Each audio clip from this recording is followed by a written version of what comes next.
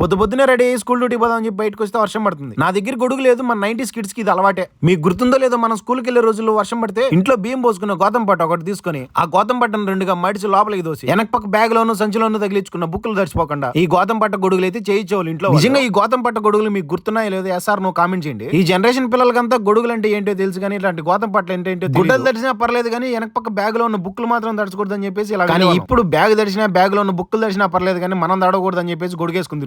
నేను ఉండటానికి ఆ ఇస్బాలా కవర్ వచ్చేసి సరిపోవట్లే. ఇప్పుడు గొడుగు కొనుక్కోవచ్చు కదా బ్రో, ఈ సోదంతా మాకెందుకని మీరు అన్న. వర్షం పడుతుందని చెప్పేసి గొడుగేసుకుని కారు దాకా పోతాం. వర్షం ఆగిపోయిన తర్వాత గొడుగు కారులోనే మర్చిపోతాం. మళ్ళీ రూమ్ లోకి వచ్చినప్పుడు గొడుగు కారులో ఎందుకు వచ్చిన తలగా నొప్పి మనకేం ఇది కొత్త చెప్పండి. ఒక్కసారిగా మన ఫ్రెండ్స్ తో చేసిన పెద్ద పనులు ఆ స్కూల్ డేస్ ఫ్రెండ్స్ అందరూ గుర్తుకొచ్చేసారు. గంగరాజ్ బోర్డ్ అనే మా ఊరు నుంచి 5వ తరగతి నుంచి 10వ తరగతి వరకు పక్కూరికి వెళ్ళి చదువుకునే వాళ్ళము. ఆ ఊరు పేరు వచ్చేసి వీపీఆర్ కంట్రికా. నేను ఇండియాకి వచ్చానంటే మా స్కూల్ ఫ్రెండ్స్ అందరినీ మీట్ అయితే ఖచ్చితంగా వీడియోలో కామెంట్ చేసి మీ బెస్ట్ ఫ్రెండ్ కి షేర్ చేయండి ప్లీజ్. వీడియోకి లైక్ చేసి సబ్స్క్రైబ్ చేయండి. ఉంటా బాయ్.